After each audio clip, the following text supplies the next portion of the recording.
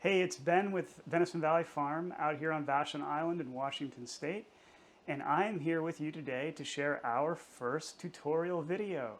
I am going to go over how to milk cows with a DeLaval-style bucket milker. We're going to assemble the milker, we're going to prep the cows for milking, and we're going to attach the claw, detach the claw, and go over some of the little tips and tricks that I've found over the years to help make this job smooth and easy and to keep these milkers running well. If small dairy and cow husbandry are something you're interested in and you want to see more of these videos, go ahead and like this video and also subscribe below. You can leave a comment with a request and we'd be happy to share some of our experience. And also, if you have any questions, please leave a comment below. Be totally happy to do our best to answer those questions. If not in the comments, then in a future video. Yeah, really appreciate your feedback. And with that, let's go milk some cows. I'm gonna put this on. Like I said, this is my first video in this style with an action cam. So gonna be working out the kinks here. This is our milk room, and yeah, we're gonna start by assembling the cans. So it's evening today. I use two buckets in the evening. Let's see about this angle.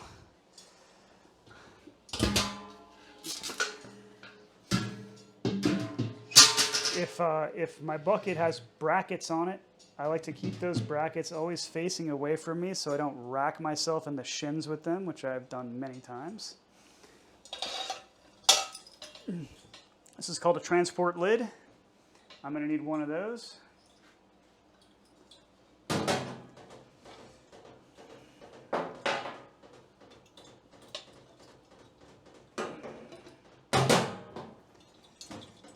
And for me in this setup, I use two gaskets. That's because our cans are a little bit older and the handles are a little warped. So the two gaskets helps maintain a nice tight seal. For your setup, one might be just fine. So when I'm attaching the lid with the handle, actually it requires quite a bit of force. I like to brace the can and the lid with my knee and press down on the lid to minimize resistance. You can actually see the friction here where it's rubbed away a little bit of the handle. And then I'm going to put the lid on our milk can. Got our milk lid. So you notice there's a lot of things that I just do automatically that I might forget to say, but one of the first things I'm doing before I even put the lid on is I'm taking this closure and I'm closing it down all the way so that it's at its smallest distance from the handle. And you'll see why I do that in a sec. Again, I'm taking two gaskets. These have a lip on them. And for the inner gasket, I put the lip away. And for the gasket that's going up against the can, again, to improve the seal, I put that lip towards the can. This lid has a hook around the lip of the can. Press down. Now I've got a nice firm seal. Nothing else yet. I'm going to put together now the valve that connects the pulsator to the lid. It's a bunch of parts here. This is a little gasket that when the can is under pressure prevents milk from coming up into the pulsator. Another gasket.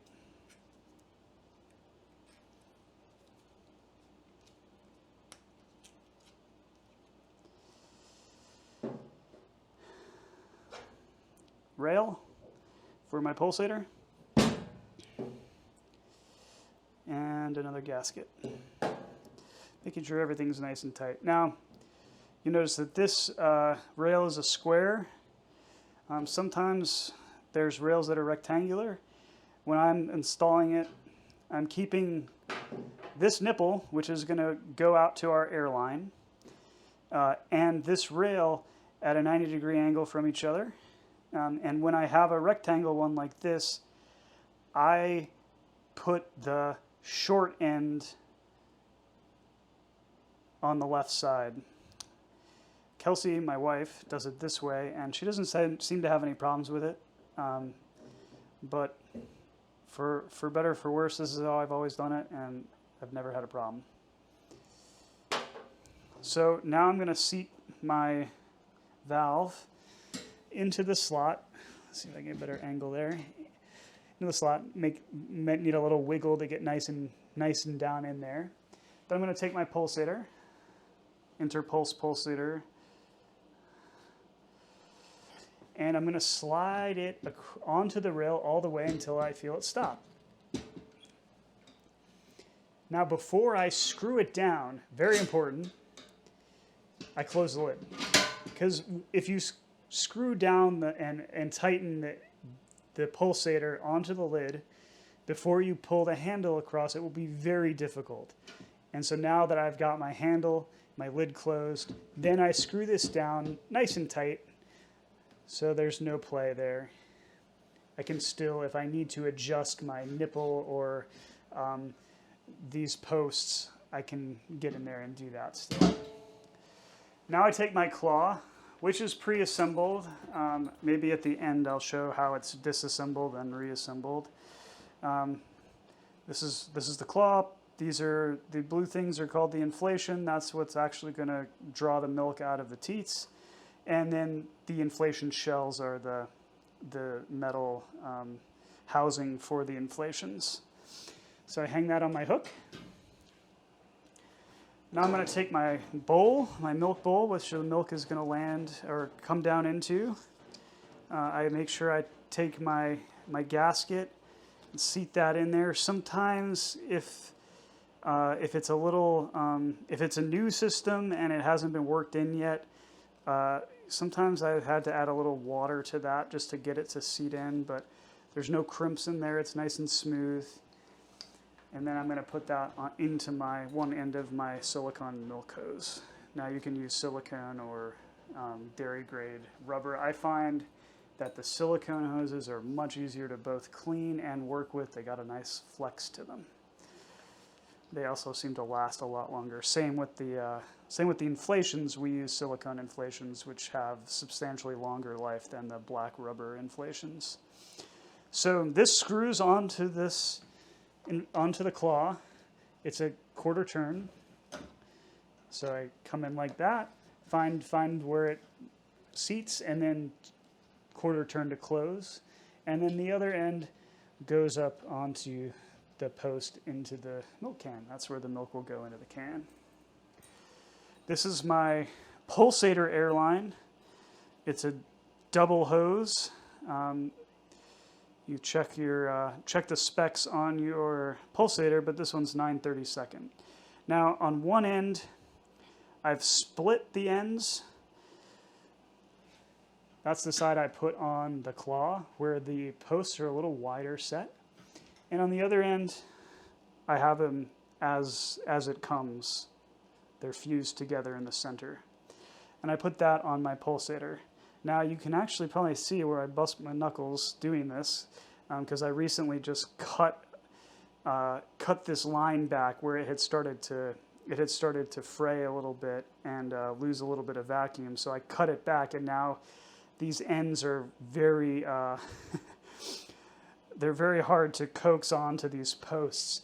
And I do recommend, I'm going to do this now because I don't usually do this, put a little bit of water on there or on the posts themselves, because if you're like me and you push too hard and you slip, these posts can take a nice little chunk out of your knuckles, which is not super fun.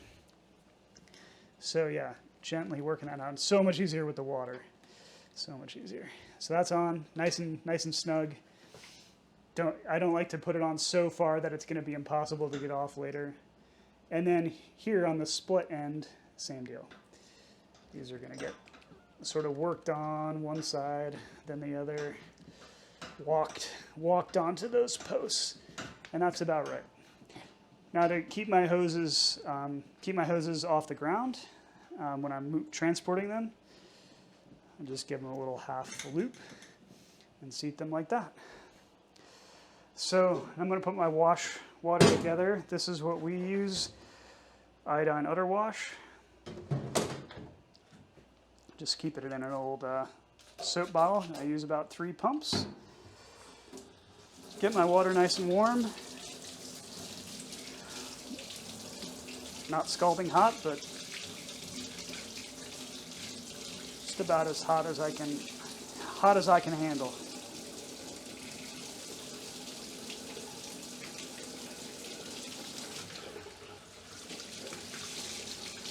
On-demand hot water heater, warming up, there we go.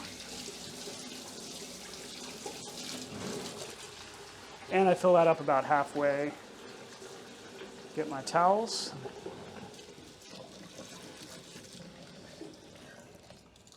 Okay, that's everything I need. I have an airline already up at the barn waiting for us that will come from our vacuum system and connect to the can. All right, I will see you up at the barn. Just milked a cow. I thought I was recording, but I was not. But that's okay, I've got 2 more chances here. So this is how the milking system is set up in our barn. The vacuum pump is in another room to keep us isolated from some of that sound and vibration. This is the ballast. It actually came with the pump. We've just separated it from the pump with the PVC pipe. It's now mounted on the wall here. We just use one milker at a time. We just do 1 cow at a time. So one of these stays closed. The other will be open. That will open the system to our milk can. So when I turn on the pump, we'll see the pressure start to change. Now, one thing I like to do before I even let cows in here, and I did do this today, is I like to turn on the pump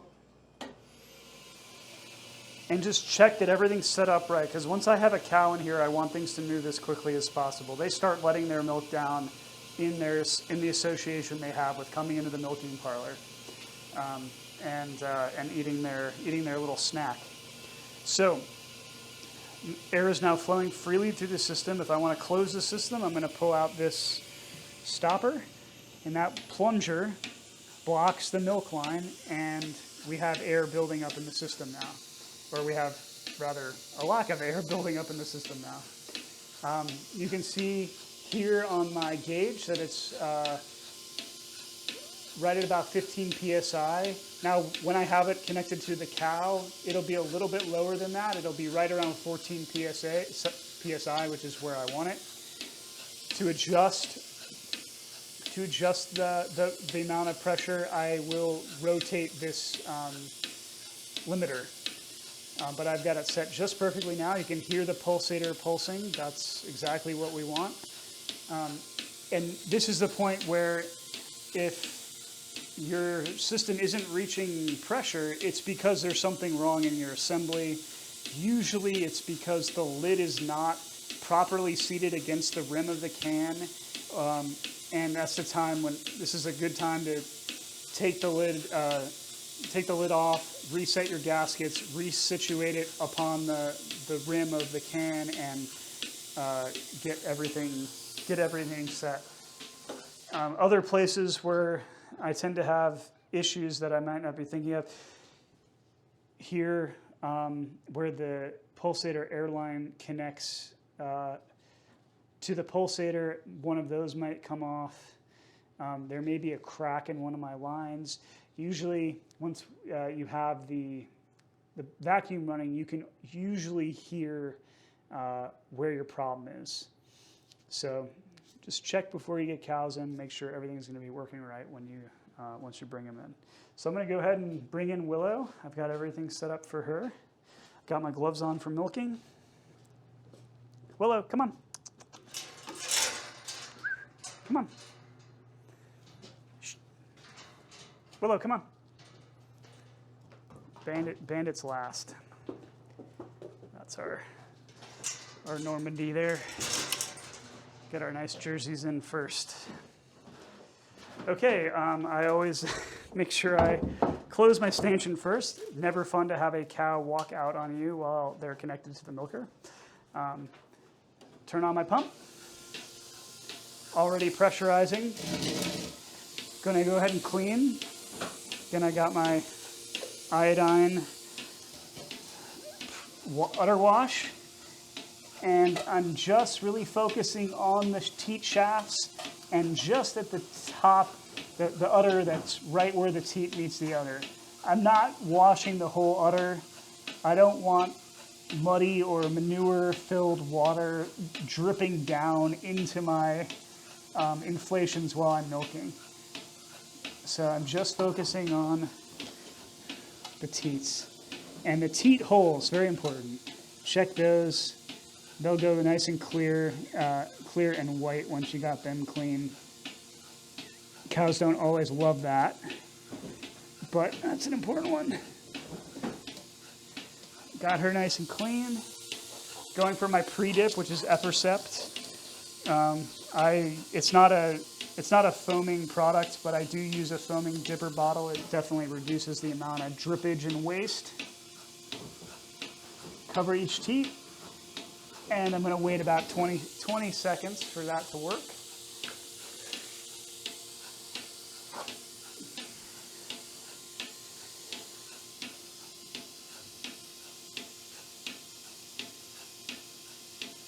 Willow was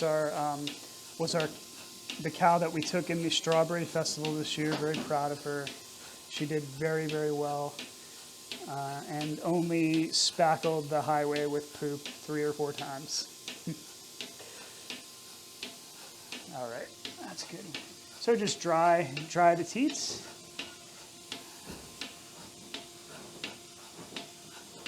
This is when I will strip out a couple so that the milk that's been in the teats is now no longer there. Drape my milk line across my legs. I really like to use a stool. I used to just do a deep crouch, but after injuring my knee, I think a stool is completely essential. Now, the way I like to arrange my my claw is so that the bracket that hangs on the hook is facing towards the back of the cow. You see I've inverted it so that the bowl is now down. This is exactly how it's going to look on the cow with these inflations facing up. And this is how I set up to grip it. With my right hand, I hold the bowl, and I pinch these back to inflations. I have my pointer finger ready so that with my right hand, I can pass my left this front inflation that's going to be closest to me. Now I have my right hand free to close the stopper and open the system so that air will start flowing through, and I can then use my right hand to get this on the front teat that's farthest away from me. And go ahead and get air flowing. I can even crimp it to let the vacuum recover, and then just drop that on. Uncrimp the line, and now milk is flowing. I'm going to go ahead and do this other front one. Switch hands now. I'm using my right hand. Some squawking is normal when you're attaching the can or the claw. Switching hands now, keeping this back inflation crimped. I'm now going to switch to this back one that's furthest from me, and then finally the back one that's closest to me. Now, I have big hands, which allows me to do that. My wife, Kelsey, has smaller hands, and she has another. I have a video of her putting a claw on a cow, which, if you have smaller hands, might be helpful, and I will link to that in the description below. Now that the claw is attached, I'm going to check to make sure that milk is flowing freely from all 4 teats, especially if you're just starting out. It may be a little awkward at first to get the teats into the inflation. And so it's really important to make sure that the teats aren't crimped in the inflation. If the teat end is up against the side of the inflation, no milk will come out. And it can be very stressful and potentially damaging to the teat. So I'm just checking that milk's flowing, everything's good. On Willow, because of how her teats are, as the pressure in her udder decreases, the milker will kind of squawk a little bit or chatter. You'll hear kind of it sounds like a whoopee cushion. And that just means that the inflations are slipping off the teat. And usually all I need to do is just give it a little lift, and it will recover and be good until the end of the milking. You'll see here there's a tab on the stopper. I want that tab unlocked. There's a little lock for it that you use for cleaning, but when you have the milker attached to the cow, you want that unlocked. And what that does is, as soon as, if for some reason you lose pressure, let's say you have a cow that kicks the claw off, that stopper will immediately shut off the milk line so that no manure or mud will come up into your inflations. You'll still have to wash your claw, but you won't have ruined the milk that you've just taken out of the cow. So we keep that open. It's afternoon milking, so she's already pretty much done here. I like to milk out. I don't try to get every drop of milk. Oh, I'll tell you what I was just doing there. When I take the claw off, what I'm doing is I'm closing. It's like this when it's running, and then I'm pulling that's closing it. The pressure is decreasing in the inflation, so I can just pull the claw off the cow. And then, with the inflation still facing up, I like to clear the milk line just by pulsing that stopper. Just gets the milk out of the inflation so that when I hang the milker back up, there's no milk pouring everywhere. Give her a dip with my iodine post-dip. And she's done. I'm gonna milk Bandit as well. And I'm probably not going to talk as much for her because she definitely does not like me talking. But I will do it, and you can see me kind of go through my process. Okay, before I bring Bandit in, I'm now going to switch my lids. Take my transport lid off. Trying to do this as quick as possible. So I just push those handles off. I'm going to depressurize this can. If the pressure's still on, you'll try to lift the lid off and the whole can will come up with it. Move the milking lid over to my empty can. And now the milk from these 2 cows will get covered with the transport lid. Okay, I am ready to bring Bandit in. I'm just going to go ahead and do that and just go through milking Bandit just like I normally do.